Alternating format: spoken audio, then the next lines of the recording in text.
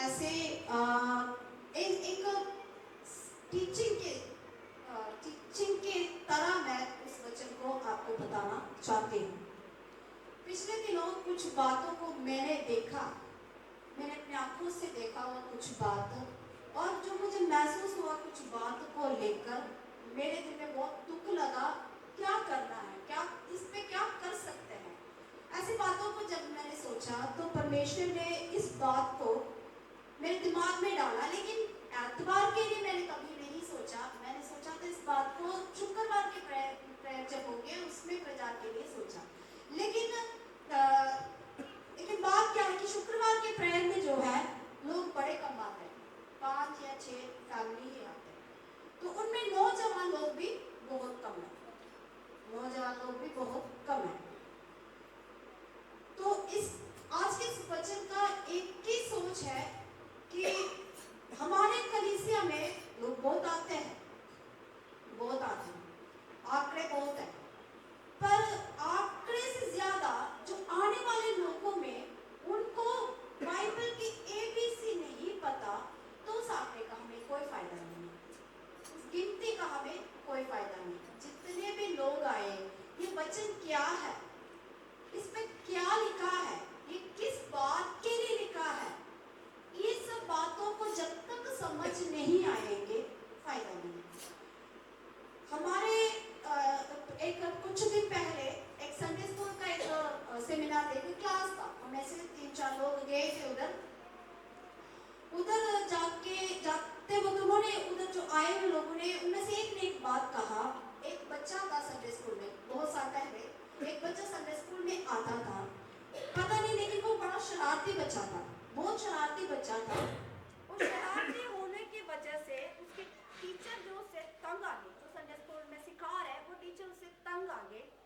और साथ में वो एक नीग्रो, अफ्रीकन, वो नीग्रो, तो उससे ये वाइट के, ये गोरे लोगों के और नीग्रो के थोड़ा सा कभी ऐसे बनते नहीं है, तो उनमें ऐसे लगा कि इसको अगर ये इसको निकाले तो कोई बात नहीं, ये निकल जाए तो अच्छी बात है करके उस बच्चे को संडे स्कूल से निकाल दिया, उस बच्चे को संडे स्कूल से निकाल दिया।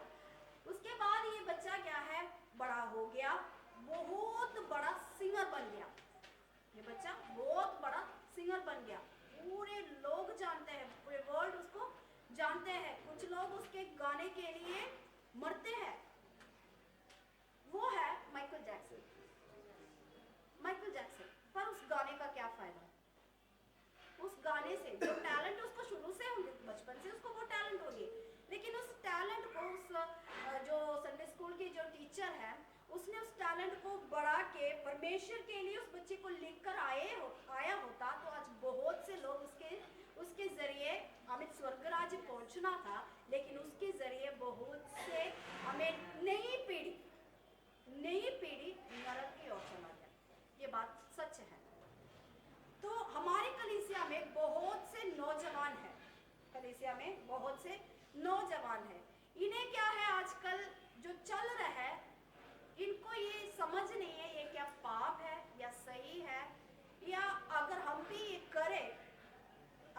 करें तो क्या हमें कोई सजा होंगे,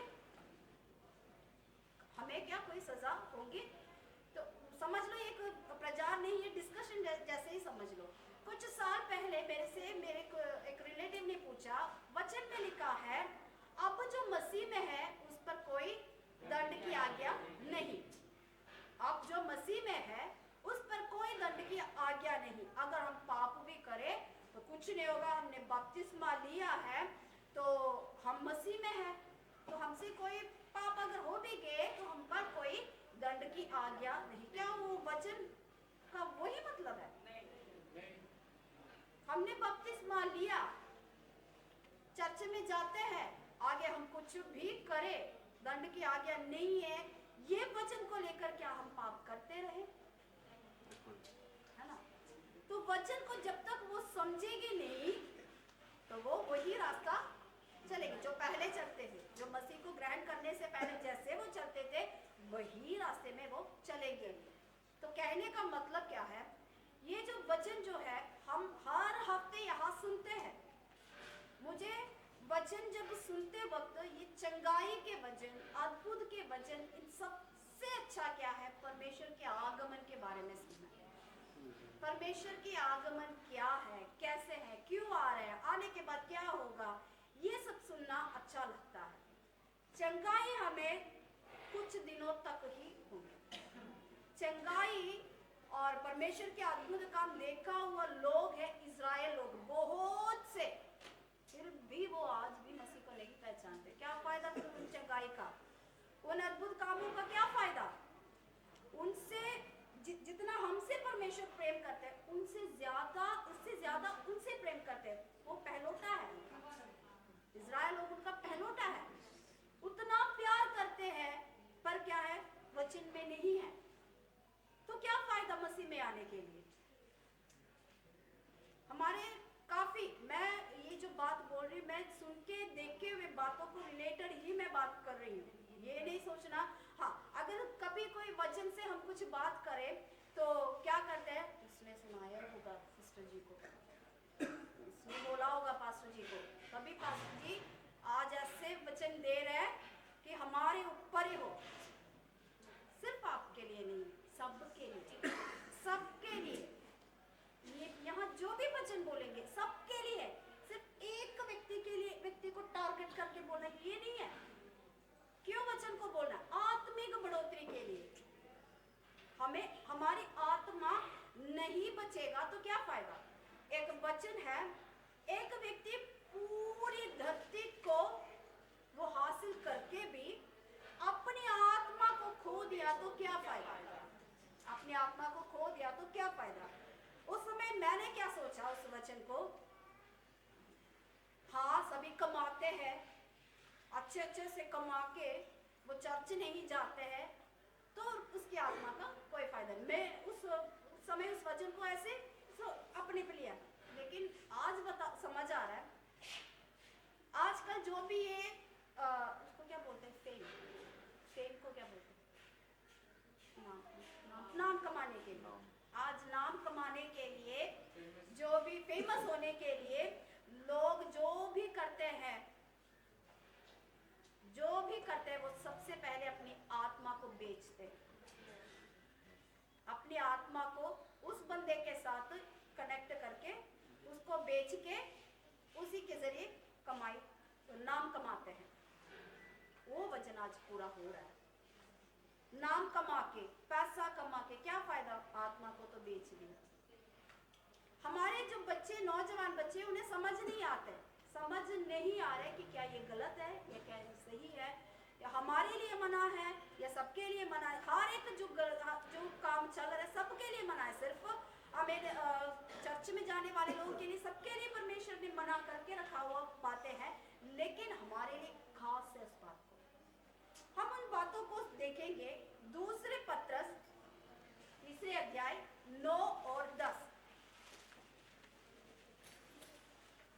दूसरा पत्रस 3 अध्याय 9 और 10। प्रभु अपनी प्रतिज्ञा के विषय में देर नहीं करता, जैसी देर कुछ लोग समझते हैं, पर तुम्हारे विषय में धीरज धरता है और नहीं चाहता कि कोई नष्ट हो, वरन ये कि सबको मन फिराव का अवसर मिले। परंतु प्रभु का दिन चोर के समान आ जाएगा। बस वहां पर लिखा है परमेश्वर आ रहे करके बता तो रहे, लेकिन क्यों नहीं आ रहे? प्रभु यीशु मसीह आने वाला है। मैं जब छोटी थी, जब नए चर्च में जाते थे, संडे स्कूल में जाते, तब के सुना यीशु मसीह आने वाला है। तो ये बात मेरे जन्म होने से पहले से ही ये बात सभी बता रहे कि यीशु मसीह आने वाला है, यीशु मसीह आने वाला है। आज तक नहीं आया। एक बार शोंजना की तरफ हम गए, विजिटिंग के लिए गया, तो वहां उस घर के एक लड़के ने बोला ये सब झूठ है पास्टर जी। उसने पूछा कौन सी बात झूठ है? आप भी बोलते हो, मैंने भी कितने साल पहले सुना है यीशु मसीह आने वाले, यीशु मसीह आने वाले, आज तक नहीं आया। तो आप नहीं है, आने वाला नहीं है। ऐसे ही बोले जा रहे हैं, ऐसे ही बोले जा रहे हैं। लेकिन हम इस वचन से देखो, इस वचन में क्या लिखा है? वो चाहता है कि कोई भी नष्ट ना हो, सभी मन फिराव करे, अपने मन को फेर ले ताकि वो भी बच जाए, ये सोचकर वो ये कर रहा है। ऐसी बात नहीं है कि प्रभु यीशु मसीह वापस नहीं आएंगे, ऐसे ही बोल के गया नहीं है, उन्होंने आना है, लेकिन देर होने की वजह क्या है? सभी आमीन बच जाए। मेरे जन्म से पहले सभी बोल रहे थे, मेरे जन्म से पहले सभी बोल रहे थे कि यीशु मसीह आने वाला है, तो उस वक्त आ गया होता तो मैं नहीं बचना था। तो मैं बोलूंगी मेरे बचने के लिए परमेश्वर ने देर किया, यीशु मसीह ने मेरे बचाव के लिए, मैं नरक ना जाने के लिए यीशु मसीह ने हमें देर किया कि मैं ठहर के आऊंगा कि तू भी बच जाए, ये भी बच जाए, ये बच्चा भी बच जाए, ये सोचकर परमेश्वर ने ऐसा किया। उठ के बैठा, उठा के। यहाँ पर हम वचन में देखा जाए, परमेश्वर अपने आगमन को दो जमाने के साथ रिलेट करके बताते हैं, दो जमाने के साथ रिलेट करके बताते हैं कि मेरे आगमन से पहले क्या हो जाएंगे। आप उन बातों को उस वजन से समझ सकते हो कि मैं आने वाला हूँ। आते कैसे, आने के बाद क्या होगा वो भी मैं बताऊंगी अगली बार। आज मैं ये बताना चाहती हूँ कि परमेश्वर प्रभु यीशु मसीह के आगमन से पहले यहाँ पर क्या होना है, और हम इन बातों से कैसे समझ सकते हैं कि प्रभु यीशु मसीह आने वाला है, निकट है। हम कहते हैं ना प्रभु का आगमन निकट है, वो हम कैसे समझ सकते हैं? उस विषय को हम दो जमाने के साथ तुलना करके हम उसको पढ़ेंगे, उसके लिए हम एक वचन निकालेंगे, मत्ती रचित सुसमाचार 24वीं अध्याय उसके 37 से लेकर 39 तक। मत्ती 24 की 37 से 39। जैसे नूह के दिन थे वैसे ही मनुष्य के पुत्र का आना भी होगा, क्योंकि जैसे जल प्रलय से पहले के दिनों में जिस दिन तक कि नूह जहाज पर ना चढ़ा, उस दिन तक लोग खाते पीते थे और उनमें विवाह होते थे, और जब तक जल प्रलय आकर उन सबको वहां ना ले गया, तब तक उनको कुछ भी मालूम ना पड़ा। वैसे ही मनुष्य के पुत्र का आना भी होगा। आमीन, हालेलुया। वहां पर एक व्यक्ति के समय के बारे में बता रहे, जैसे नूह के समय होते थे, अगर वही समय के जैसे अभी यहाँ चल रहा है तो समझना परमेश्वर की आगमन निकट है। नूह के बारे में जब हम सुनते हैं हमें ऐसा लगता है कि जल प्रलय आने वाला है।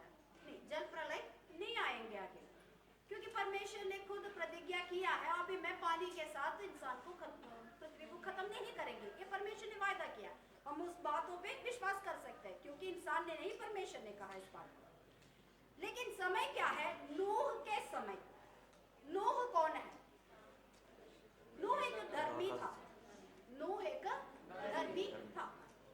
और परमेश्वर नूह के साथ बातचीत करता है ना।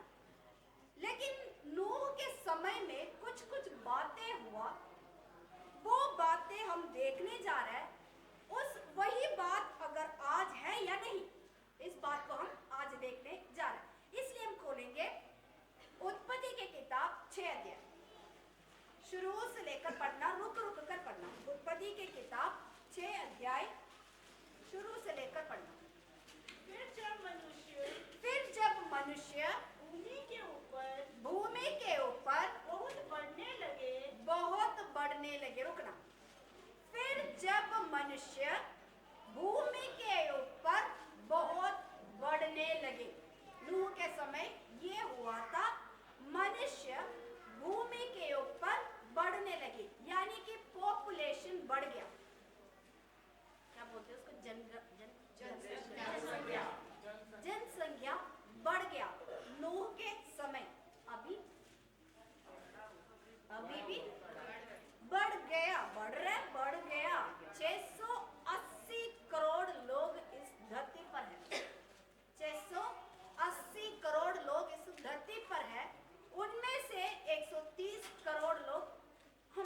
इंडिया में, वो कहते हैं ना देशवासियों 130 करोड़ लोग, है ना? हमारे इंडिया में 130 करोड़ लोग, यानी कि नूह के समय धरती पर बहुत बढ़ गया, अभी बढ़ गया, तो हो गया वही समय के जैसे अभी भी हो गया। अब उसके आगे पढ़िए। और उनके बेटियां उत्पन्न हुई।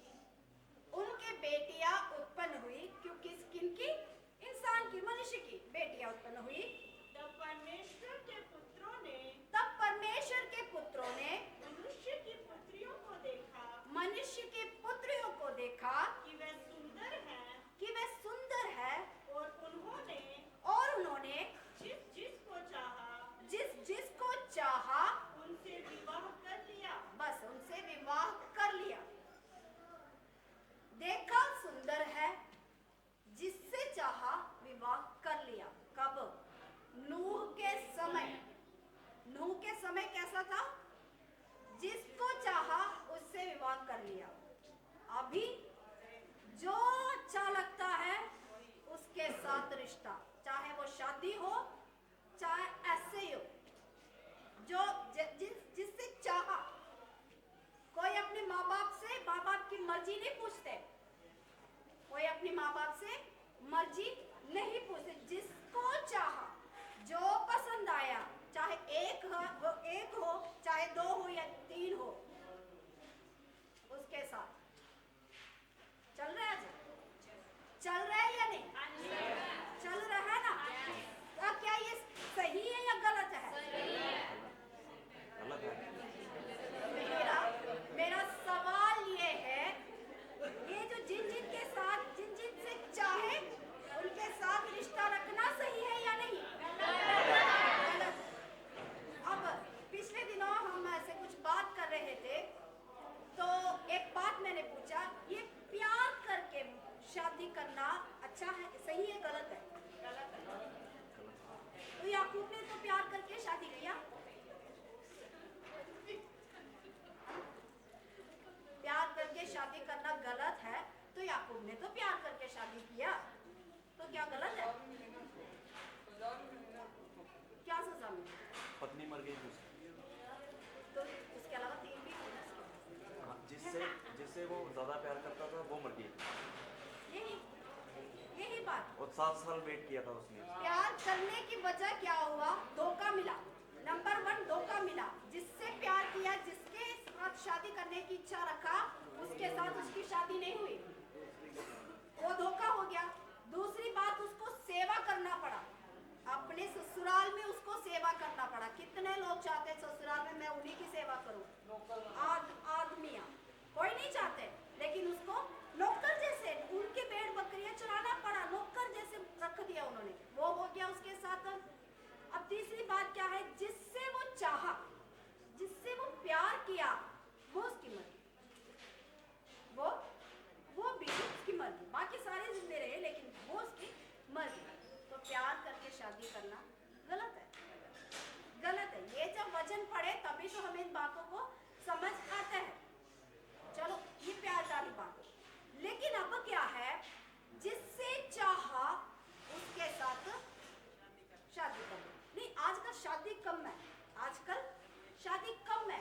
एक लड़की ने पिछले दिनों, कुछ 2 साल पहले की बात होगी, एक लड़की ने अपने आप से शादी की, अपने आप से शादी की। उसको बोलते हैं सोलोगैमी, उसको बोलते हैं सोलोगैमी।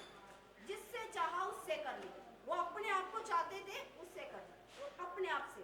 हाँ, और किया भी ऐसा रजिस्टर मैरिज नहीं, पूरी रिचुअल के साथ पूरे फेरे लिया, अपने हाथ को हाथ ऐसे थाम के पकड़ के फेरे लिया, अपने आप मंगलसूत्र पहना। पंडित भी आए उस शादी में, पूरे घर के लोग नाच नाच के, हाँ, पूरे घर के लोग। आप जाके YouTube में चेक करो, मेरे ख्याल से इस दुनिया में सबसे पहले की शादी वो है, आगे पता नहीं कितना होना ये नहीं जानते। जिससे चाहा उससे कर ली। वो जमाना नूह के जमाने में वो काम हो रहे थे, आज भी वो काम चल रहे हैं। तो इससे क्या पता चल मसीह के आगमन निकट है। कोई नहीं पूछते अपने माँ बाप की मर्जी, अपने मर्जी से चले जाते हैं, लड़की लेकर चले जाते हैं। और इतना शुक्र है कि आजकल शादी जो हम अटेंड करते हैं लड़की लड़के के बीच में हो रहा है, लेकिन आजकल वो भी नहीं है, आजकल वो भी नहीं है। वो उसके बारे में मैं और आगे बात बता दूंगी। तो यहाँ पर लिखा है जिससे चाहे उसके साथ विवाह कर लिया। अब तीसरी बात, तीसरी आयत।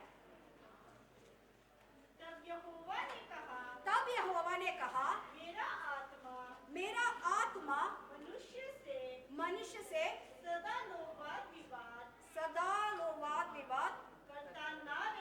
करता ना रहेगा, क्योंकि मनुष्य भी शरीर ही है, क्योंकि मनुष्य शरीर ही है। उसकी आयु 120 वर्ष की होगी। 120 वर्ष की होगी।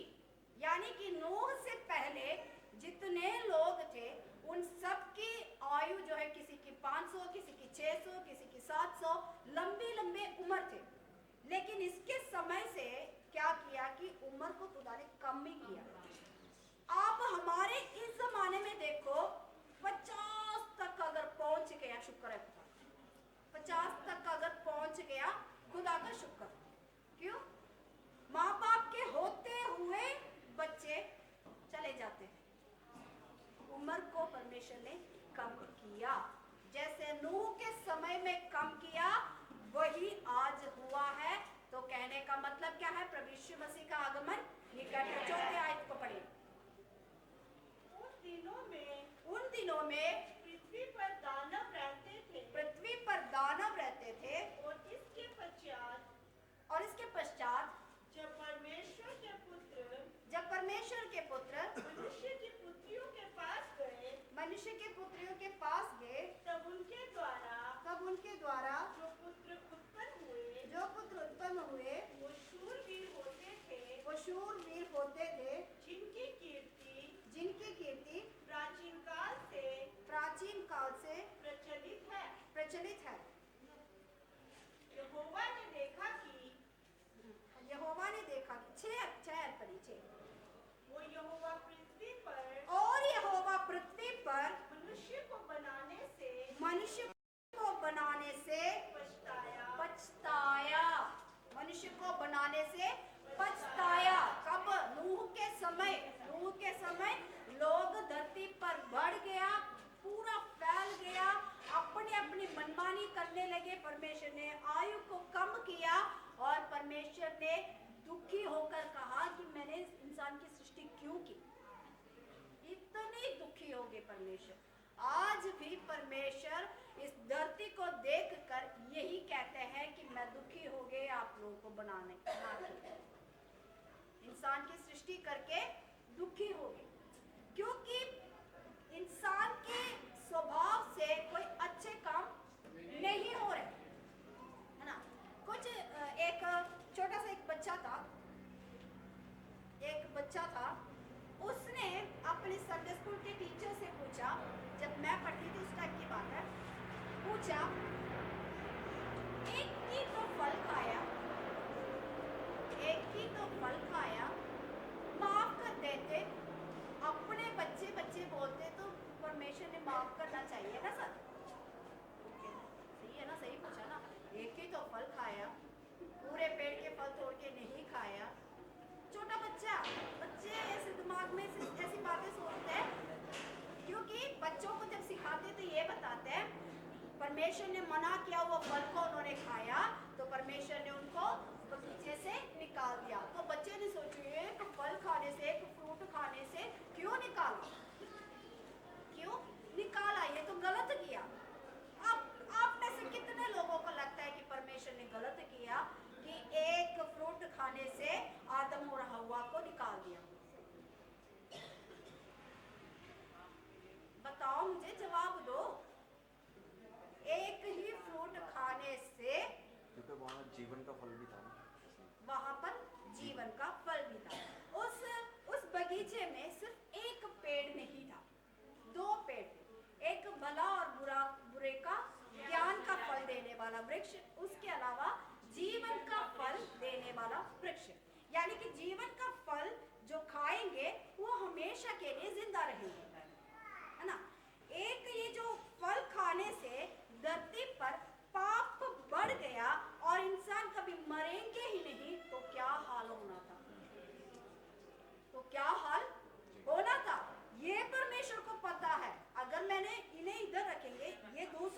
नहीं खाएंगे, हमेशा के लिए ये जिंदा रहेंगे, फिर मैं, है ना, उस हिसाब से लोग, देखो ना, लोगों को पता होकर भी वो गलत करते हैं। अब पाप हमेशा के लिए जिंदा भी रहेंगे तो फिर क्या हाल होना था इस धरती पर। इसीलिए ही परमेश्वर ने उनको निकाल दिया। तो कहने का मतलब परमेश्वर ये जब इनको बनाया, इंसान को बनाए, परमेश्वर बड़ी दुखी हो गया, क्योंकि हमेशा के लिए हमें यहाँ पर राज करने के लिए ही परमेश्वर ने बनाया इंसान को, लेकिन इंसान ने कुछ और कर बैठा और उस वजह से परमेश्वर दुखी हो गया। आज भी परमेश्वर इस धरती को देखकर दुखी हो जाता है। समझना, परमेश्वर की आगमन निकट है। उसकी 8वीं आयत को पढ़िए। परंतु यहोवा के अनुग्रह की दृष्टि नूह पर बनी रही। बस, परंतु परमेश्वर की अनुग्रह की दृष्टि नूह पर बनी रही। एक साइड पे आमीन इंसान अपनी मनमर्जी कर रहे हैं, आमीन इस धरती पर इंसान बढ़ रहे हैं, परमेश्वर दुखी हो रहे इंसान को देखकर। ये सब एक साइड पे होते हुए भी आमीन परमेश्वर की दृष्टि, परमेश्वर की अनुग्रह की दृष्टि कुछ लोगों पर बना रहा। आमीन, हालेलुया। आज इस धरती पर जितना भी पाप फैल जाए, लेकिन कुछ लोगों के ऊपर परमेश्वर की अनुग्रह की दृष्टि बना रहता है।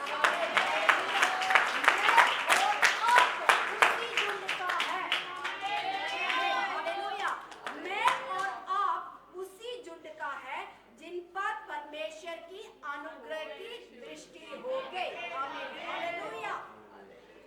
फिर से मैं बता रही हूँ, एक साइड पर क्या है कि लोग बढ़ गया धरती पर और अपनी मन मर्जी करने लगे, उनकी आयु कम हो गया।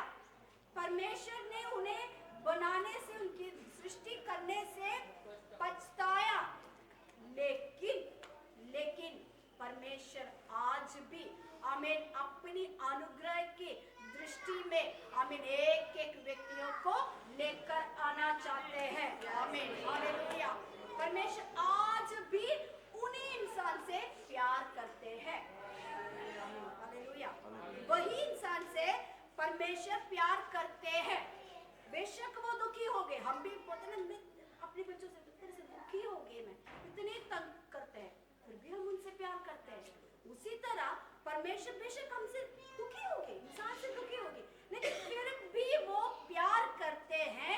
इसीलिए वो आने में देर कर रहे हैं, ताकि इनका भी मन फिरा हो जाए।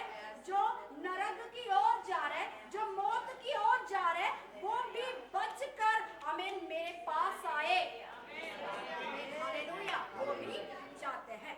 ठीक है, अब ये है नूह का समय। नूह का समय, ये इस समय में जो भी हुआ था आज भी वही हो रहा है। तो इसका मतलब परमेश्वर की आगमन निकट है। अब दूसरे जमानों को मैं आपको बताना चाहते हैं, वो पढ़िए आप।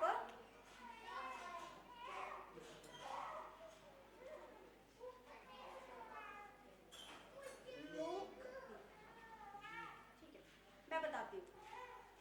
लूत के समय, एक नूह के समय, एक दूसरा लूत के समय।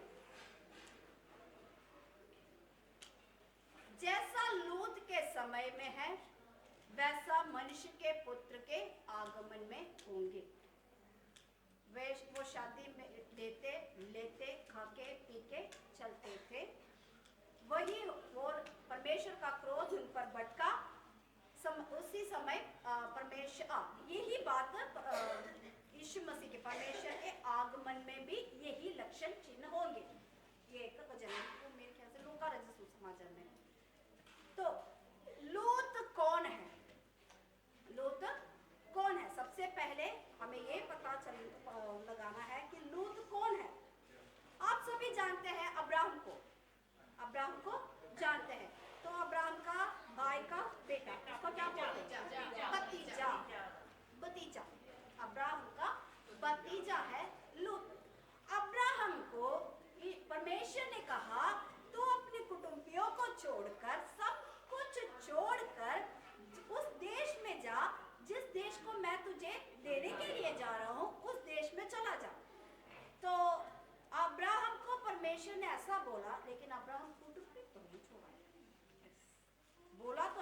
छोड़ने के लिए, लेकिन छोड़ा नहीं। लेकिन मैं सोचती हूँ कि शायद लूत ने शायद जिद किए होंगे कि मैं भी आपके साथ आना है करके, शायद बोल दिए होंगे। चलो जो भी हो, दोनों इकट्ठे निकले, दोनों इकट्ठे निकले। निकल कर जब ये दोनों आगे चलते साथ में रहने लगे, और वचन में लिखा है अब्राहम का भी धन संपत्ति बढ़ गया, लूत का भी धन संपत्ति बढ़ गया। तो ये दोनों के दासों में लड़ाई होने के वजह अब्राहम ने कहा तू देश तेरे सामने है, तू जहां जाना चाहते है जा सकते, हमारे बीच में लड़ाई ना हो, हमारे बीच में लड़ाई ना हो। तो तू सिलेक्ट करे कहा किस देश में जाना है करके, तू सिलेक्ट करे, खुद चॉइस उसको दे दिया। पहले भी मैंने एक बार बोला चॉइस हमारा है ना, तो उसको दे दिया, चुनने के जो परमिशन उसको दे दिया, तू चुन के देख चल। लेकिन लूत, अब्राहम ने परमेश्वर की आवाज सुनकर निकला, लूत ने अब्राहम को देखकर निकला, लूत ने अब्राहम को देखकर निकला, लेकिन अब्राहम परमेश्वर के आवाज को सुनकर निकला। ये दोनों में एक फर्क है। तो अब्राहम ने एक बात पता है, उसको एक बात पता है, मैं जिस देश में जाऊं परमेश्वर मेरे साथ रहेंगे, ये एक विश्वास था। इसीलिए उसको कहा तू पहले चुन लो, उसके बाद तेरे उल्टे तरफ जब मैं चले जाऊंगी कोई बात नहीं, मुझे इसमें ऐसे बोलते हैं ना कोई लालच नहीं है, तू पहले चुन ले। उसी तरह अब्राहम ने बता दिया। लेकिन लूत ने क्या किया, ये नहीं सोचा कि मैं इन लोगों को काबू में रखूं, जहां मेरा ये चाचा हो या ताया हो, जहां वो रहेंगे उनके साथ ही मैं रहूं करके कभी सोचा नहीं। उसने सबसे पहले क्या देखा, आंख उठाकर देखा था, वो देश अच्छा है, वो देश हरा भरा सब कुछ अच्छा है, मैं उधर ही चला जाऊं। यानी कि जो परमेश्वर के साथ चलते हैं उससे दूर चला गया, उससे दूर चला गया। इसीलिए आज भी प्रचार करते कि मसीह लोगों के साथ बना के रखो, आपस में बना के रखो, कलीसिया से दूर ना जाए, मसीह लोगों अपने साथियों से दूर ना जाए। दूर जाने से क्या होगा, जहां नहीं जाना चाहिए उस देश में जाके फंस जाएंगे, उस जगह में जाके फंस जाएंगे। लूत गया, वो अच्छा देश हरा भरा देखे वो चला गया। यही है लूत। इसके समय में जो हुआ वही आज अगर हो रहे हैं, समझ लो यीशु मसीह का आगमन निकट है। अब लूत कौन है ये सबको पता चल गया है ना। अब उसके समय में क्या हुआ था हम देखेंगे। अब्राहम के घर में 3 स्वर्गदूत आया, अब्राहम के घर में 3 स्वर्गदूत आया। उन तीनों ने अब्राहम के परिवार के लिए जो परमेश्वर की वायदा है वो सब बता के एक अब्राहम के साथ ठहर के 2 जहां लूत रहते हैं उस देश में चले गए। ठीक है, मैं आराम से बोल रही हूँ, आपको समझ आए कि नाम से आपको कोई कंफ्यूजन ना हो, इसीलिए बोल रही हूँ। अब्राहम के घर में 3 स्वर्गदूत आया, उनमें से एक जो है अब्राहम के साथ खड़ा हो गया, बाकी 2 क्या है लूत के जगह पे चला गया। उस देश का नाम है सदोम और अमोरा। ठीक है, नाम अगर आपको नहीं भी पता चले तो इतना समझ लो लूत जहां रहता है उस देश में गया। ठीक है, तो समझना एक बात, लूत अब्राहम और परमेश्वर के साथ एक, मैं बोलूं तो फ्रेंडली रिलेशन है, दोस्त की जैसे बोलते हैं ना एक दोस्त, मैं उसको छोड़ूंगा नहीं, तो दूसरा बोलता है नहीं यार छोड़ दे ना, ऐसे बोलते हैं ना दोस्त। उसी तरह परमेश्वर ने अब्राहम से कहा मैं उस देश को खत्म करने के लिए जा रहा हूं। तो उसी वक्त अब्राहम को पता चल गया वहां तो मेरा भतीजा रहता है। तो उसने बोला अगर 50 हो तो भी छोड़ेंगे ना, तो परमेश्वर बोले 50 तो उधर है नहीं, चलो 10 है तो छोड़ेगा ना। इस तरह अगर परमेश्वर से बात करना तो उनकी रिश्ता समझ लो, इस तरह की बात आपस में करना तो उनकी रिश्ता समझ लो, कितने दोस्त की जैसे वो बात कर रहे हैं। अगर 10 हो तो छोड़ेगा ना, तो परमेश्वर ने बोला 10 भी नहीं है। 5 हो तो छोड़ेगा ना, 5 नहीं है। चलो 1 है तो छोड़ेगा ना, परमेश्वर ने बोला 1 भी नहीं है, 1 भी वहां नहीं है। तो कहने का मतलब क्या है, लूत इसके साथ था जब वो वहां गया तो वो भी धर्मी नहीं रहा, वो भी धर्मी नहीं रहा। झुंड छोड़कर जो जाएंगे उसके सारी नियत बदल जाएंगे। बेशक जब झुंड के साथ था आराधना में अच्छे होंगे, अन्य भाषा में आराधना करने वाला होगा, वचन अच्छे से प्रचार भी कर सकते, ऐसा ही बंदा होगा। लेकिन झुंड छोड़कर, कलीसिया छोड़कर, परमेश्वर की हजूरी छोड़कर जो जाएंगे उसके पूरे जीवन ही बदल जाते हैं। आमीन। परमेश्वर ने कहा एक भी वहां पर नहीं है। ये है उस देश की स्वभाव। अब उसके देश के और भी स्वभाव मैं बता। लूत जो है उस शहर के फाटक पे बैठे थे, उस शहर के फाटक पे बैठे थे। अब फाटक मैं आपको कैसे समझाऊं, मुझे कोई भी जगह इतना पता नहीं चल रहा है। वो बड़ा शहर होंगे लेकिन उसको कवर करके लास्ट में एक गेट जैसे एक फाटक होंगे। हाँ, डिग्याने वाले साइड में बनाया एक रानी तालाब की ओर जाते रहते एक फाटक, आप देख सकते हैं, समझ लो ऐसे ही, ठीक है। तो वहां पर उस फाटक में लूत बैठा था, तो उसने देखा 2 स्वर्गदूत आ रहे हैं। तो पता तो चल गया कौन आ रहा है। अब झुंड से अगर चले भी गए तो पास्टर जी जब घर पे आएंगे तो पता चल जाता है ना, हाँ ये पास्टर है, पता तो चल जाता है। आप खुद चर्च जाए ना जाए वो बात अलग, लेकिन दास दासी या कोई भी आता, हाँ ये चर्च में जाने वाले लोग हैं, इतना तो उसको पता चला। लूत को भी पता चल गया। तो लूत ने वहां पर एक कुछ बातों को बताते हैं। उत्पत्ति की किताब 19वें अध्याय शुरू से पढ़िए। उत्पत्ति 19 के शुरू से। सांझ को वो 2 दूत सदोम के पास आए। सांझ को वो 2 दूत सदोम के पास है। सांझ को मतलब शाम के समय, समझ लो। और लूत सदोम के फाटक के पास बैठा था। हाँ, लूत कहाँ बैठा था? फाटक के पास वो बैठा था। उनको देखकर वो उनसे भेंट करने के लिए मतलब मिलने के लिए, हाँ, गले लगाने के लिए वो आ गया। उठा और मुंह के बल झुक कर दंडवत करके कहा। बेशक चर्च नहीं जाते हैं लेकिन रीति जो है कुछ भूला नहीं, मुंह के बल गिरकर दंडवत किया।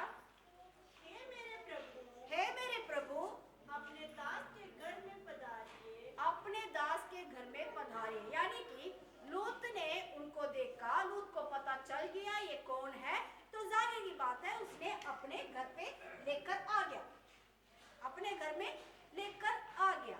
देखो पहले जिसके साथ रहते थे वो खुला डुल्ला जगह पे वो रहते थे, ये भतीजा और ये चाचू ताया जो भी हो ये साथ में रहते थे। लेकिन अब जहाँ वो रहते हैं एक झुंड के बीच में है, इसीलिए तो वो शहर के फाटक के पास वो बैठे थे, अपने घर पे लेके गया। मतलब उधर और भी बहुत से घर है। उसकी 4 से पड़ी। उनके सो जाने से पहले मतलब ये जो घर पे आया, ये जो 2 स्वर्गदूत वो 2 पुरुष के वेश में आए थे, पुरुष बन के आए थे। वो 2 पुरुष और ये लूत और उनके परिवार सोने से पहले सदोम नगर के पुरुषों ने, औरतें नहीं, लड़कियां नहीं, छोटी छोटी बच्चियां नहीं, पुरुषों ने जवानों से लेकर बूढ़ों तक, जवानों से लेकर बूढ़ों तक। जवान हम किसको बोलते हैं? जवान, बूढ़ा तो हमें पता चल जाता है। जवान, हाँ, कितने साल? कम से कम 18-19 साल, जहाँ तक मैं किसी से सुनी हुई बात है। जब से टीनेज शुरू होता है वो होता है जवान। जब से टीनेज शुरू होता है, टीनेज कब से शुरू होता है? 13 ये किसी पास्टर ने सिखाया।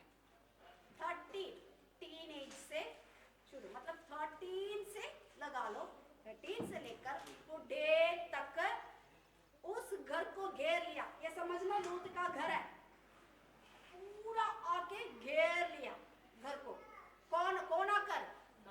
कोई औरत नहीं आया, कोई लड़कियां नहीं आई, कोई छोटी छोटी बच्चियां नहीं आई। आए कौन है? पुरुष लोग, 13 से लेकर बूढ़े तक। बूढ़े पता नहीं 100 के हैं या उससे कम है ज्यादा, वो ये नहीं बोल सकते, लेकिन बूढ़े तक इस पूरा घर को घेर लिया। उसके बाद वो लूत को पुकार कर कहने लगे, लूत को पुकार कर कहने लगे, जो पुरुष आज रात को जो पुरुष आज रात को तेरे पास आए हैं, तेरे पास आए हैं, वो कहाँ है? वो कहाँ है? वो कहाँ है? आया हुआ लोग कोई बंदूक लेके, कोई हथियार लेके आया हुआ लोग नहीं है।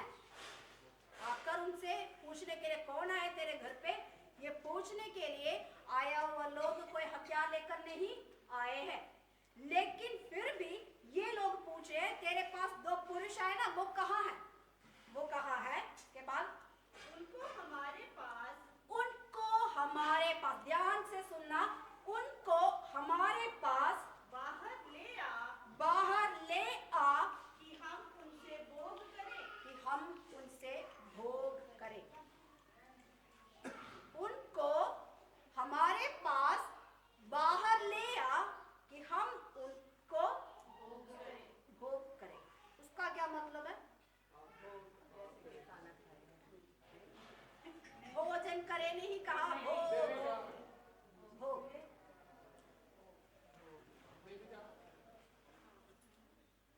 यही है। उसके लिए मांग रहे। किसको मांग रहे?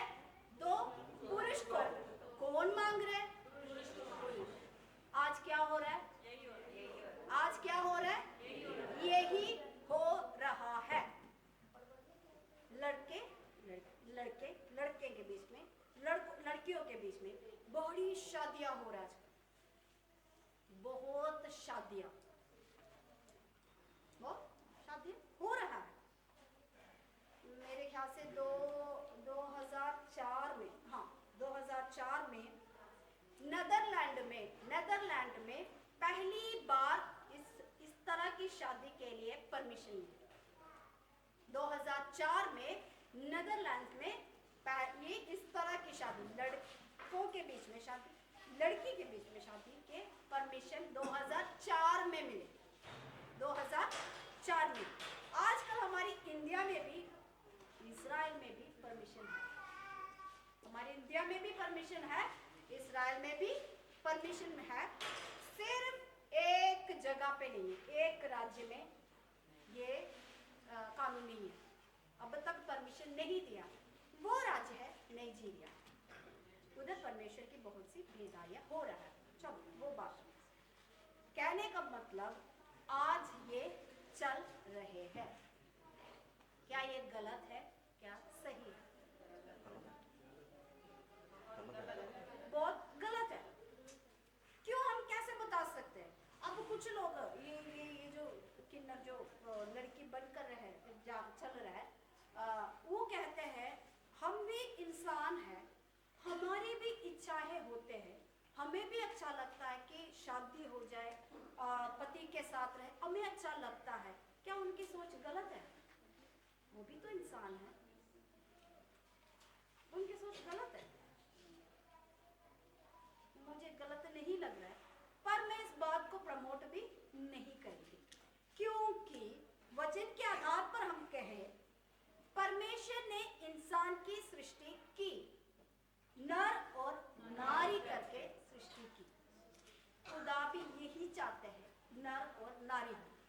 अगर नहीं, कोई भी कैसे भी कर सकता है, तो परमेश्वर उसी हिसाब से सृष्टि करना था, है ना? क्योंकि वहां लिखा है, इंसान का अकेला रहना अच्छा नहीं, उसके लिए मददगार मैं बनाऊं जो उसके साथ मेल खाए, उसके साथ मेल खाए, जोड़ बने। तो 2 लड़के क्या जोड़ नहीं बनते? हाँ, दोनों लड़के हैं, जोड़ नहीं बनते। लड़कियां हैं, दोनों लड़कियां हैं, लड़की है, इसमें क्या जोड़ नहीं है। लेकिन परमेश्वर कहते हैं वो जोड़ नहीं है, जोड़ इस तरह बनते हैं। यही बनाना, इस तरह ही बनाना। लेकिन हमारे लेकिन कुछ समय से, यानी कि पिछले दिनों से मैं कुछ बात देखी मेरे आंखों से, बड़ी मैं दुखी हूँ, बहुत दुखी हूँ। मैं आज पूरी कलीसिया के सामने ये बता रही हूँ, ये गलत है, ये पाप है। कभी भी ऐसा रिश्ता नहीं करना चाहिए, कभी भी ऐसा रिश्ता नहीं करना चाहिए। ये क्या कहते हैं, बेशक हमारी जन्म लड़के जैसे हुआ, लेकिन हम लड़की बनना चाहते हैं कि हम ऑपरेट करें। तो ट्रीटमेंट करके पूरी तरह लड़का क्यों नहीं बनना चाहते? ट्रीटमेंट करके लड़के से लड़की बनना चाहते हैं, तो ऐसा ट्रीटमेंट के लिए करो कि हम लड़का ही रहें। वो क्यों नहीं करते? कोशिश करने से वो भी हो जाएगा। समझिए, एक लड़का जन्म हो गया, वो कहते हैं मैंने लड़की बनना है, तो उसी की ट्रीटमेंट, उसी के ऑपरेशन कर रहा है। तो मैं कहती हूँ, अगर लड़का बनकर तू जन्म लिया, तुझमें कोई हार्मोन चेंज है, तो कोशिश करो, ट्रीटमेंट ऐसा करो कि तू लड़का ही बन सके, तुझमें जो लड़की जैसे जो स्वभाव है उसको निकाल सके। ऐसा भी तो कर सकते हैं ना, जरूरी नहीं कि उल्टा ही काम करे, ऐसा भी तो कर सकते हैं। लेकिन आजकल क्या है, नूह के समय अपनी मन मर्जी। आजकल शादी में किसी को इंटरेस्ट नहीं। जब मैंने अभी बताया, जो 2 साल पहले की जो शादी हुई, अपने आप से शादी कर ली उसने, वो कहते हैं मुझे मैरिज, फैमिली लाइफ में इंटरेस्ट नहीं है, मुझे फैमिली लाइफ में इंटरेस्ट नहीं है, बच्चे संभालना, घर संभालना, पति संभालना, ये मुझे इंटरेस्ट नहीं है। क्यों इस तरह की बोझ अपने ऊपर क्यों लेना है? मैं आजाद हूँ, आजाद ही रहना चाहती हूँ। आजकल की डायलॉग है, मैं आजाद रहना चाहती हूँ, इसलिए मुझे और कोई बोझ अपने ऊपर लेना पसंद नहीं है, करके उसने अपने आप से शादी। लेकिन परमेश्वर ने जब इंसान की सृष्टि की, परमेश्वर ने क्या कहा? इस धरती पर फैल जाओ, इस धरती पर राज करो। परमेश्वर की इच्छा जो थे उसके खिलाफ चल रहे हैं, उसके खिलाफ चल रहे हैं। क्या कह रहे हैं? अपनी मर्जी, जिससे चाहे उसके साथ अपनी मर्जी। यहाँ पर भी वो लूत कह रहे हैं, ऐसा मत करो, ऐसा मत करो, ऐसा पाप ना करो। मेरी बेटियां अंदर है, मैं बेटियां दे दूंगी आपको, इनके साथ कुछ नहीं करना, उन्हें बेटियां चाहिए नहीं। वचन कहते हैं नहीं चाहिए, हमें ये नहीं चाहिए। आज ये चल रहा है, अब चल रहा है। मैं कह रही हूँ, आप सोचोगे अन्य जाति में चल रहा है, नहीं, विश्वासियों के बीच में चल रहा है। ये बात विश्वासियों के बीच में चल रहा है, नौजवानों के बीच में चल रहा है। इसीलिए दुख के साथ मैं आज ये टॉपिक लिया, इस बात को समझा रही हूँ। वचन से ही मैं समझा सकती हूँ, वचन से ही इस बात को समझा सकती हूँ। इस वचन को अपने ऊपर ले, इस वचन को अपने ऊपर ले। इसलिए परमेश्वर ने कहा, जब मैं आऊंगा विश्वास दिखेगा या नहीं, विश्वास दिखेगा या नहीं। आज ये चल रहे लूत के समय, नूह के समय में जो जो बातें मैंने आपको बताया, उसके अलावा परमेश्वर ने दुखी हो गए, इंसान को बनाने से वो दुखी हो गए। ये दुखी होने की वजह से परमेश्वर ने बोला कि तू एक किश्ती बना ले, उसमें तू चढ़ जा, तेरे परिवार चढ़ जा, और जितने इस धरती पर जीव जंतु जो भी हो, इन सबको एक एक जोड़ा तू लेकर चले। एक एक जोड़ा लेने की वजह भी क्या है कि बाद में इनके वंश ये आगे बढ़ते रहे। उधर भी एक एक जोड़ा बोला, नर नारी करके ही बोला, है ना, वो भी बात समझना। तो परमेश्वर ने बोला, लेकिन परमेश्वर ने बोला तो है, लेकिन नूह ने सिर्फ ये जीव जंतु को देखकर नहीं बनाया, नूह ने जितने लोग धरती पर उनके आसपास है उनको भी देखकर बनाया, उनको भी देखकर ही बनाया ताकि वो भी बच जाए। उस वक्त तक जल प्रलय के बरसात देखे नहीं लोगों ने, बरसात कभी देखे नहीं। तो उस समय नूह कह रहे हैं देखो जल प्रलय आने वाला है, 40 दिन तक बारिश होंगे, तो लोग मजाक उठा रहे हैं। आज हम भी लोगों को बोल रहे हैं यीशु मसीह आने वाला है। जैसे लूत के समय उस शहर को आग के साथ खत्म किया, उसी तरह मनुष्य के पुत्र के आगमन में आग के साथ ही खत्म करेंगे। हम सुना रहे हैं, लोगों को सुना रहे हैं, यही होने वाला है। बच जाओ, बच जाओ, किश्ती में आओ, कलीसिया में आओ, स्वर्ग में जाना है। कौन मान रहे हैं? कौन मान रहा है? उल्टा हमें ही मजाक कर रहे हैं।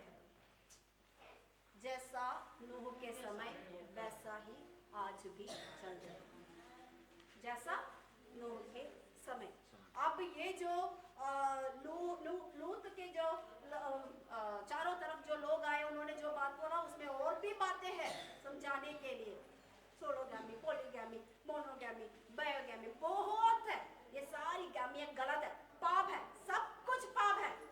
आज वचन से परमेश्वर खास तौर पर नौजवानों के लिए, ये इसका ये मतलब नहीं है कि बड़े कुछ भी करें, ऐसा नहीं है। मैं नौजवान की बात इसलिए ले रहे हैं, शैतान की टारगेट हम जैसे बूढ़े नहीं, हम जैसे लोगों पे नहीं है, हम जैसे लोगों पे नहीं है। शैतान की टारगेट अब जो आने वाली पीढ़ी है उसी के ऊपर है। मैं क्यों ऐसे बोले? क्योंकि इजराइल लोग जब मिस्र से निकला है ना, मिस्र से निकला, कम से कम 30 लाख लोग थे। उनमें से 30 लाख, 30,000 नहीं, 30 लोग भी नहीं बोले, 30 लाख लोगों में से सिर्फ 2 लोग कनान में पहुंचे। परमेश्वर ने 30 लाख लोगों के लिए ही बोला मैं आप लोगों को कनान लेके जाऊंगा, 30 लाख के लिए बोला, लेकिन पहुंचा कितना? सिर्फ 2। कौन कौन थे वो? यहोशू और कालेब, ये 2 ही पहुंचा। क्योंकि परमेश्वर जो उसके बाद जो पीढ़ी आया उनको परमेश्वर के बारे में पता ही नहीं। इसीलिए परमेश्वर के वचन उधर कहते हैं अपनी आने वाली पीढ़ी को मेरे बारे में बताना, मैं कौन हूं, मैंने कैसे कैसे आप लोगों को उस जगह से बचा कर लाया, मैं ही जिंदा परमेश्वर हूं। ये सिखाना है बच्चों को, बच्चों को आने वाले पीढ़ी को सिखाने के लिए बोला, ताकि वो पीढ़ी बच जाए, वो पीढ़ी बच जाए। यहाँ पर बैठे हुए हमें जितने माता पिता है, आप सबका फर्ज बनता है बच्चों को समझाना, बच्चों को समझाना। क्या समझाना? परमेश्वर के बारे में ही समझाओ। जब वो परमेश्वर को समझेंगे, ये डर खौफ अपने आप आ जाएंगे। आप उनको खड़े कर मारो, थप्पड़ दो, कोई फायदा नहीं, उससे कोई फायदा नहीं। लेकिन परमेश्वर के बारे में बताओ, परमेश्वर के बारे में बताओ। अब हम जो काम कर रहे हैं करते वक्त समझना, अगले पल यीशु मसीह आ गया तो हम कहाँ होंगे। एक गीत है ना, तू कहाँ होगा, तू कहाँ होगा। एक बच्चे ने अपनी माँ से पूछा, माँ ये पाप क्या होता है? पाप डेफिनेशन उसका विवरण, हाँ उसका विवरण बताओ। पाप क्या होता है? किसको हम पाप कहते हैं? किसको हम पाप कहते हैं? तो माँ ने उस बच्चे को सिंपल तरीके से बोला, तू जो काम करेंगे, चाहे वो छोटा हो चाहे वो बड़ा हो, उस काम में तू देखना परमेश्वर की मर्जी है या नहीं। अगर परमेश्वर की मर्जी नहीं है, सिंपल तरीके से उस बच्चे को माँ ने बताया, जहाँ परमेश्वर की पसंद के काम तू नहीं करेंगे, समझना वो पाप ही है। तो बच्चों को यही तो हमने समझाना है, ये पाप है। वचन में ये बात बताया है। ये पाप करने वालों को क्या होगा वो मैं एक बार बता दूंगी, पूरी तरह से आपको बता दूंगी। आप परमेश्वर के आगमन से पहले क्या है वो मैं बता रही हूँ, क्या क्या चिन्ह है। उनमें से ये एक है लूत के समय। अब स्वर्गदूतों ने उनको एक फेवर दिया, चलो हमें आप लोगों ने अपने घर में रख लिया, हम आप लोगों को बचाएंगे। बोला जब ये आकाश से आग उतरने से पहले तू इस शहर को छोड़कर भागकर सामने जो पहाड़ दिख रहे हैं उस पहाड़ में जा। ऐसे भागना, बोतल 100 की स्पीड में भागना, ऐसे भागकर तू कहाँ जाना है? पहाड़ में जाना, मुड़ के नहीं देखना। भाग रहे थे पति पत्नी 2 बच्चे, भाग रहे थे। उतने में उसके माँ को दुख लगा, मेरे कूलर, मेरी एसी, मेरी बेड, मेरे 2 मंजिल कमर क्या बोलते हैं मकान कोठी वो जल रहे हैं। देखो मैं छोटी सी चीज तो लेकर आऊं, देखो देखा तो क्या हो गया खंबा। ये मैं आपको ऐसे तरीके से बताया, लेकिन उसको दूसरा एक मतलब भी मैं बता सकती हूँ। मसीह में आने से पहले जो भी आपने छोड़ा है उसके तरफ मुड़ के नहीं देखना। मसीह में आने से पहले दारू पीना आपने छोड़ दिए होंगे तो मुड़ के देखना नहीं। मसीह में आने से पहले किसी के साथ चैटिंग कर दिए होंगे, वो छोड़ दिया है तो मुड़ के देखना नहीं। अगर वो छोड़ नहीं दिया तो उसको कंटिन्यू भी नहीं करना, उसको छोड़ना ही छोड़ना है। ऐसे को मैं ऐसे ही बता दी, मेरा कहने का मतलब जो हमने छोड़ दिया छोड़ दिया, जो हमने छोड़ दिया छोड़ दिया। स्वर्गदूतों ने बोला, किस बात के लिए बोला? अपनी बचाव के लिए बोला। ये सब छोड़ के भाग जा ताकि तू बच जाए, है ना। ये सब छोड़ के चला जा, किसके किसके पास जाना है? मसीह के पास जा ताकि तू बच जाए, ताकि बच जाए। तो छोड़े हुए बातों के ऊपर ध्यान नहीं देना। हालेलुया। हमेशा हमेशा ये बात अपने दिमाग में रखना, ये सारी बात आजकल हो रहा है, आजकल हो रहा है। उससे हम क्या समझ सकते हैं? प्रभु यीशु मसीह के आगमन निकट है, निकट है। निकट है तो क्या मतलब है? हमें इन सारी बातों से बच के रहना।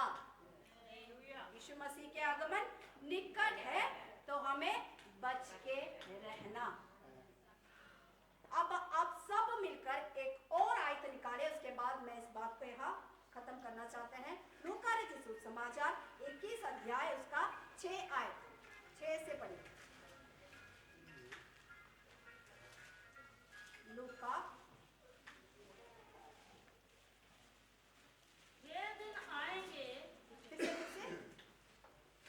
फिर से वे दिन वे आएंगे दिन आएंगे जिनमें ये सब जो तुम देखते हो उनमें से यहाँ किसी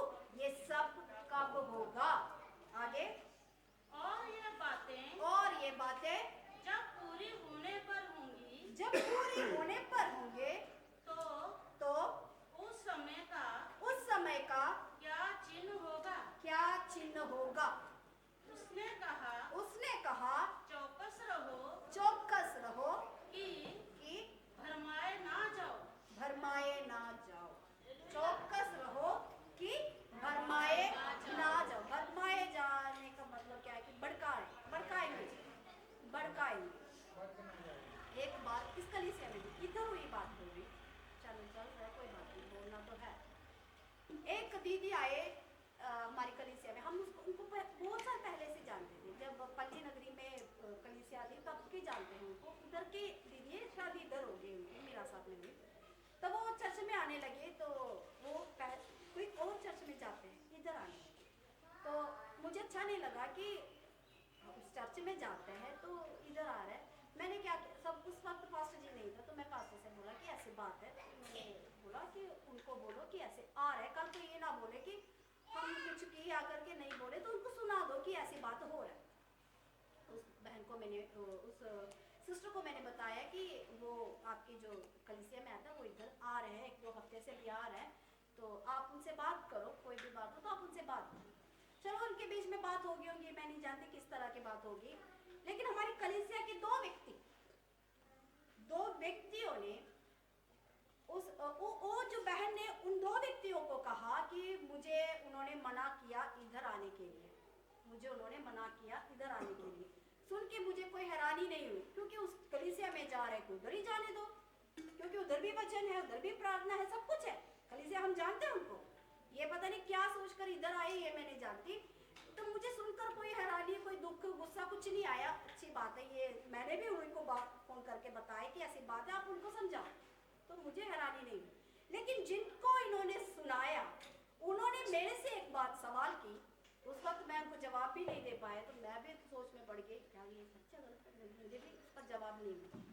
उन्होंने मेरे से पूछा, विश्वासी किसी की खरीदी हुई नहीं है तो क्या वो इस कलीसिया में नहीं आ सकते? आप बताइए, विश्वासी किसी की खरीदी हुई नहीं है। अगर ये सुनेगी तो उनको भी पता चले कि विश्वासी किसी की खरीदी हुई नहीं है तो क्या वो इधर नहीं आ सकते? जरूरी थोड़ी है कि उधर ही जाए। आज खुदा की दया से कोई इधर नहीं है, वो जो 2 व्यक्ति अंदर नहीं है, आप समझ सकते हैं कौन है। लेकिन मैं आपसे पूछ रही हूँ, विश्वासिया किसी की खरीदी हुई नहीं है तो क्या इधर नहीं जा सकते? तो क्या उधर नहीं जा सकते? तो क्या पंजाब में नहीं जा सकते? बताओ, आप मुझे जवाब दो, क्यों नहीं जा सकते? किसी की खरीदी हुई थोड़ी है। उस समय मैं इसके जवाब मुझे पता ही नहीं चल रहे थे, आज मेरे पास जवाब है। बताओ, किसी के खरीदे हुए नहीं है तो क्या वो आगे पीछे नहीं जा सकते? नहीं जा सकते, नहीं जा सकते, क्योंकि वचन में यीशु मसीह ने एक दृष्टांत कहा, एक चरवाहे को सोचो 100 भेड़े हैं, तो उनमें से एक खो गए तो क्या बाकी 99 को छोड़कर तो एक को ढूंढेंगे नहीं क्या?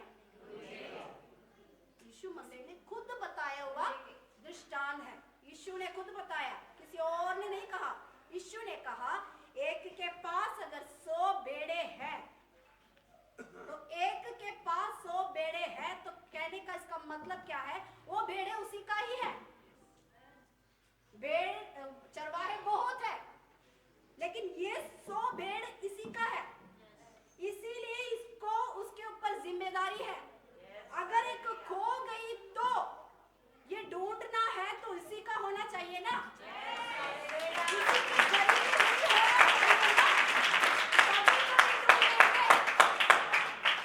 इधर जा सकते हैं, उधर जा सकते हैं, तो ये एक को क्यों ढूंढना है? वो चरवाहा क्यों ढूंढना है? इसलिए ढूंढ रहे हैं, वो चरवाहा इसी का, वो पेड़ इसी का ही है, चाहे वो 100 हो, 200 हो, 300 हो, 400 हो या 10 लाख हो, वो भेड़ इसी का है। इसी के हाथ में परमेश्वर ने सौंपा है। परमेश्वर यीशु मसीह ने पत्रस से क्या कहा? मेरी झुंड को चरा। तो झुंड को चराने के लिए एक को नियुक्त कर रहे हैं, है ना। इस कलीसिया में जितनी भेड़ है, इसको चराने के लिए एक को परमेश्वर ने नियुक्त किया है। पूरी देश को छोड़कर, घर छोड़कर, अपनी पसंदीदा खाना छोड़कर, आमीन, हर एक बात छोड़कर यहाँ पर आकर इस कलीसिया को संभाल रहे हैं, तो मतलब क्या है? इसी की खरीदी हुई कलीसिया है।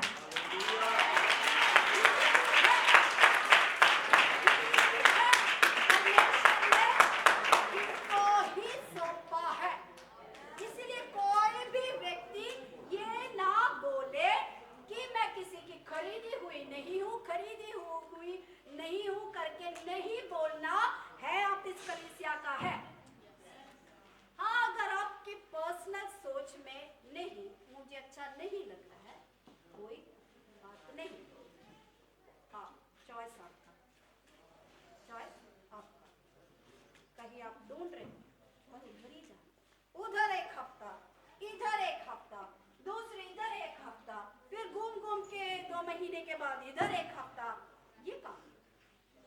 हमारी पिता एक, परमेश्वर एक, पिता एक, पुत्र एक, इकलौता पुत्र कहा, इकलौता पुत्र कहा, पवित्र आत्मा एक, ये सब एक है। कलीसिया भी एक होना चाहिए, दास भी एक होना चाहिए, एक होना चाहिए।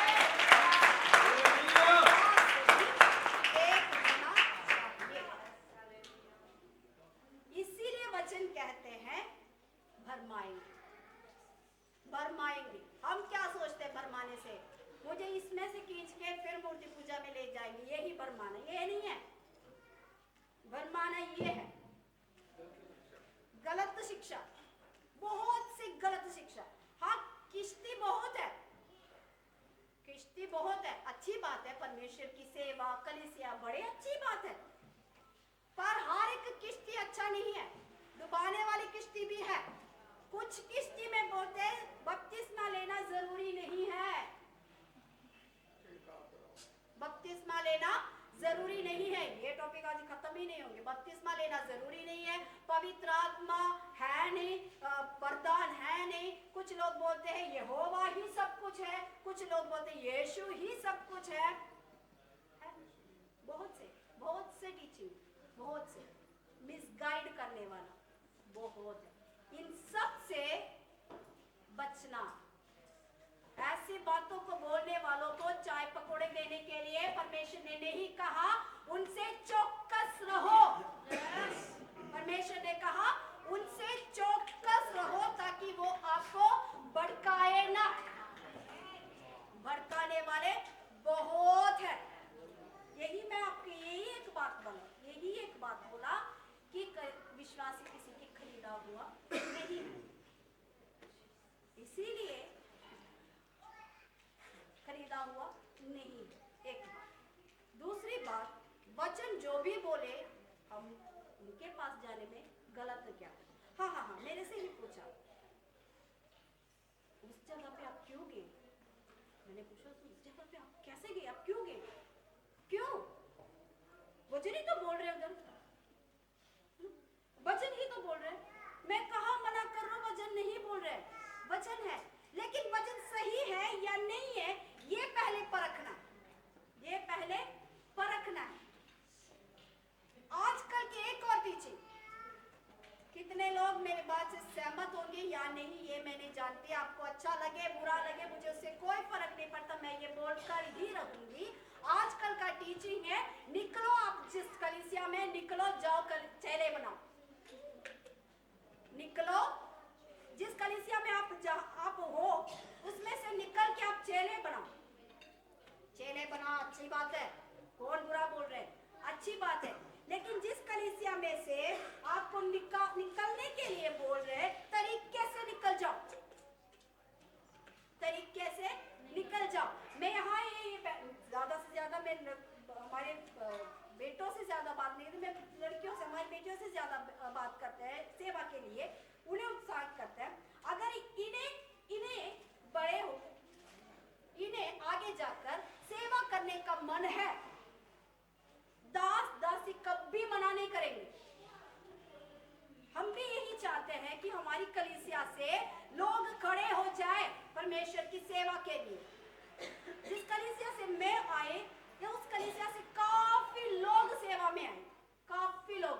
इस क्या बोले, गुजरात में है ये पतंगे वो देखने के लिए, बिलावल उस साइड में भी है। जिस कलीसिया से मैं आई वो पास्टर पहले हमारे कलीसिया में बहुत से लोग और जहाँ पास्टर जी थे उस कलीसिया में से सारे बच्चे सेवा के लिए निकल गए, तो जो आंकड़े वो कम हो गए। यानी कि मना नहीं है, सेवा के लिए मना नहीं है, लेकिन किस तरह सेवा करना है, किस तरह सेवा करना है। निकलने के पहले उधर एक झुंड बनाए है, मैं कलीसिया शुरू करने जा रहा हूं, आओ मेरे साथ। ये तरीका नहीं है सेवा बढ़ाने का तरीका नहीं है। वो कौन सी सेवा है? फिश टैंक से मछली पकड़ने की सेवा, वो तरीका है। वो कलीसिया कैसी? फिश टैंक से मछली पकड़ना है। आजकल जो बड़ा चर्च है ना, सारे चर्च को बंद करके बनाया हुआ चर्च है। आप सहमत होंगे या नहीं होंगे, मुझे फर्क नहीं पड़ता। फिश टैंक से पकड़ा हुआ मछलियां है सारी, लेकिन पकड़ना कहां से? समुद्र से। समुद्र से मछली पकड़ना तो आसान नहीं है। पानी में जाना है, किश्ती में जाना है, किश्ती डूबेंगे, आंधियां आएंगे। आया ना, आंधी आया, प्रभु हम नाश होने के लिए जा रहे हैं, तुझे चिंता नहीं है? क्या मतलब है? किश्ती डूबने के लिए जा रहे हैं, बीच समुद्र में जाते हैं। ये जो समुद्र से मछलियां पकड़ते हैं, वो किनारे से कुंडी डाल के नहीं पकड़ते, बीच समुद्र में जाके पकड़ते। वहां जाके पकड़ कर लाना मुश्किल है। वो है तरीका, वो है तरीका। फिश टैंक से नहीं, समुद्र से पकड़ो, पकड़ के दिखाओ, वो है सेवा। कभी भी किसी कलीसिया को बंद करने के लिए परमेश्वर नहीं चाहते। तो ये जो कहते हैं, जहां पर आप हो, परमेश्वर नहीं चाहते आप छोटी कलीसिया में रहे, आप बड़ी कलीसिया में आओ, ये सही है?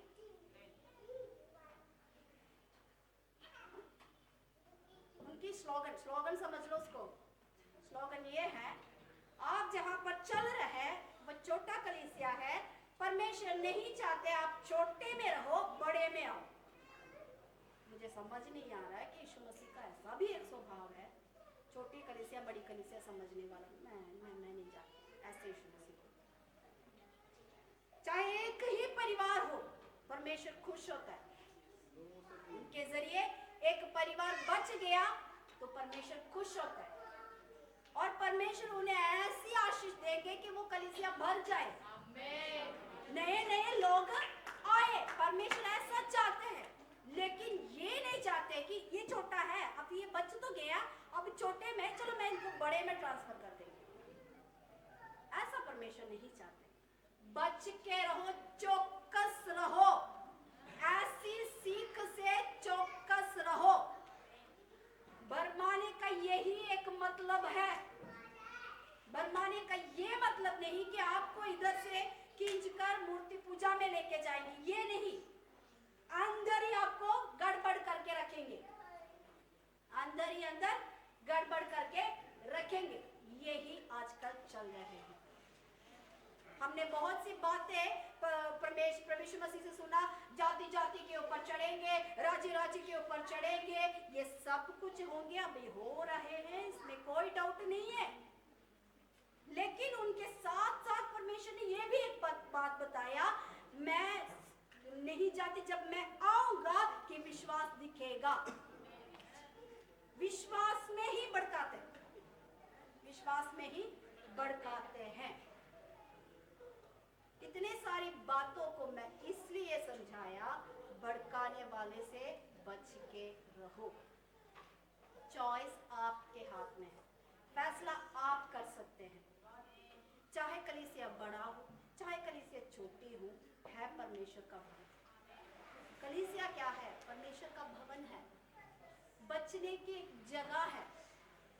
हमें बचने की एक जगह है, हमारे दुख को आपका सुनाने की एक जगह है, एक संगति की जगह है। जैसे अब्राहम से लूत दूर हो गया, क्या क्या हुआ उसके साथ? लूत दूर हो गया, क्या क्या हुआ उसके साथ? ये सब कुछ हमारे जीवन में ना हो, और हम उस देश में जहां परमेश्वर ने हमें लेके जाना है, वहां हम सब पहुंच जाए।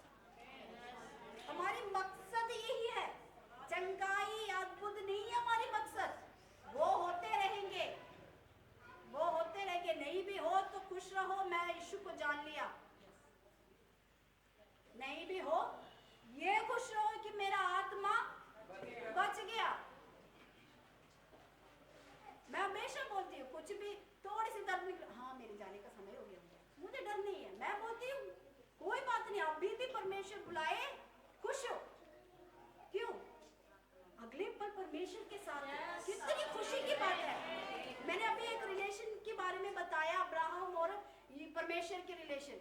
पूछ रहे हैं 50 हो तो छोड़ेगा ना, 50 होगा तो छोड़ेगा ना।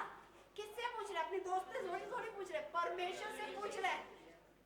परमेश्वर ने जो किया वो फैसले को चेंज करने के लिए बोल रहे हैं, थोड़ा सा उसमें चेंज करो, क्योंकि उनके रिश्ता ऐसा था। ऐसा एक रिश्ता बनाना है हमने परमेश्वर के साथ। ऐसा एक रिश्ता हमने परमेश्वर के साथ हमें बनाना है। चाहे वो बड़ी कलीसिया में हो, चाहे वो छोटी कलीसिया में हो, परमेश्वर के साथ रिश्ता बनाना है। हमने लोगों के साथ नहीं, हमने लोगों के साथ नहीं। कुछ लोग आकर बोलते हैं जब तक मैं इस कलीसिया में आएंगे तो मैं बच जाऊंगी। पिछले दिनों में एक ने बोला कि मैं इस कलीसिया में आऊंगी ना, मैं बच जाऊंगी, मुझे माफ कर दो। अब नहीं आया, हमने परमिशन भी दिया, अब नहीं आया। पता नहीं बच गए होंगे, इसीलिए अभी बनाना दास दासी के साथ नहीं। किसके साथ रिश्ता बनाना? परमेश्वर के साथ। किसी इंसान के साथ रिश्ता नहीं रखना, हमने रखना है परमेश्वर के साथ, क्योंकि वो विश्वास योग्य परमेश्वर है। क्योंकि वो विश्वास योग्य परमेश्वर है। किया हुआ हर एक वायदा पूरा करना वो जानता है। किया हुआ हर वायदा पूरा करना वो परमेश्वर जानता है। आमीन, हालेलुया। इसलिए वचन कहते हैं हमें भरमाए ना। आगे लिखा है जाति जाति के ऊपर लड़ाई करेंगे, राज्य राज्य के ऊपर लड़ाई करेंगे, जाति जाति। अब एक कोई शराबी व्यक्ति अगर बच गया, उसके स्वभाव में फर्क आ गया, उसने छोड़ दिया, वो काम करने जा रहे हैं, उसके घर अच्छा चल रहा है, तो पहले लोगों ने क्या पूछना है? क्रिश्चियन बन गया? सबसे पहले वो पूछना है। ये नहीं पूछना अच्छा हुआ कि तू, तेरा स्वभाव बदल गया, तू अच्छा हो गया, अच्छी बात है भाई, ये नहीं पूछना तू क्यों क्रिश्चियन बन गया। जाति जाति के ऊपर ही चल, राज्य राज्य के ऊपर। 2020 में मेरे ख्याल से, हाँ, इजराइल का जो राजधानी यरूशलेम करके डोनाल्ड ट्रंप ने जब घोषणा किया, तब से हो गया ये लड़ाई शुरू। तब से ये लड़ाई शुरू। ये जो युद्ध सब इसी वजह से हो रहा है, सब इसी वजह से हो रहा है। ये हुआ 2020 में, लेकिन इसके रिलेटेड जो भविष्यवाणी 2025 2500 साल 2500 साल पहले हुआ, जकरिया ने किया। आप देख सकते हैं 12 अध्याय में लिखा है ये बात। 12 अध्याय में लिखा जब ये ऐसा होगा, हाँ, इसके चारों तरफ जितने राज्य इसके साथ लड़ने आए। 2500 साल की वो पहले किया हुआ जो वायदा है, जो प्रोफेसी है, जो भविष्यवाणी है, हमें 2020 में पूरा हो गया। तो यीशु मसीह ने बोला है कि मैं आऊंगा, जरूर वो पूरा होगा।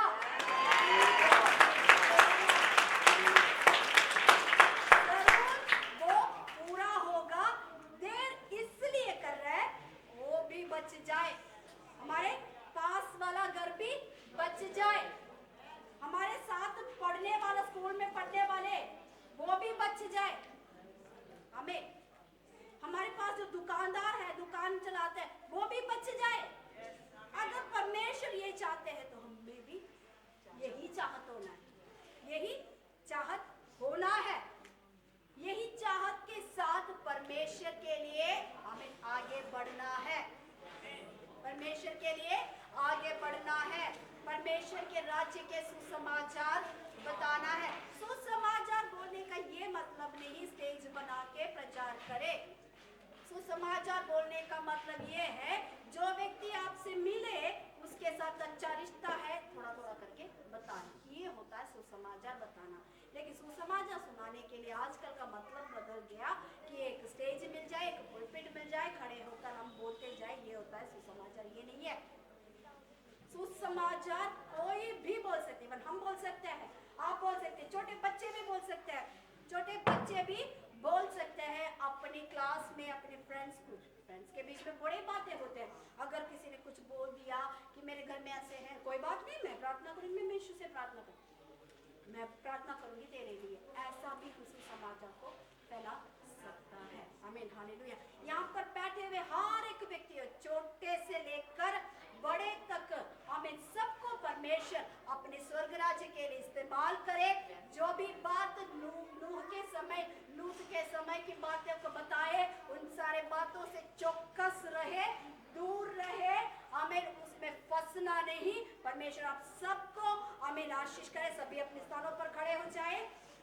आज सुना उस वचन के और अपने ध्यान को लगाकर आमीन हम प्रार्थना करेंगे। Hallelujah, hallelujah, hallelujah. धन्यवाद हो, धन्यवाद हो, धन्यवाद हो, धन्यवाद। आमीन, आमीन, आमीन, हालेलुया। प्रभु तेरा धन्यवाद, यीशु तेरा धन्यवाद। आमीन, आमीन, आमीन। Hallelujah, hallelujah, hallelujah, hallelujah, hallelujah. परमेश्वर तेरा धन्यवाद, यीशु तेरा धन्यवाद। जो वचन मेरे खुदावंद प्रभु आपने हमें दिया मेरे राजा, हालेलुया। आमीन, उस वचन के लिए हम धन्यवाद करते हैं मेरे खुदावंद प्रभु।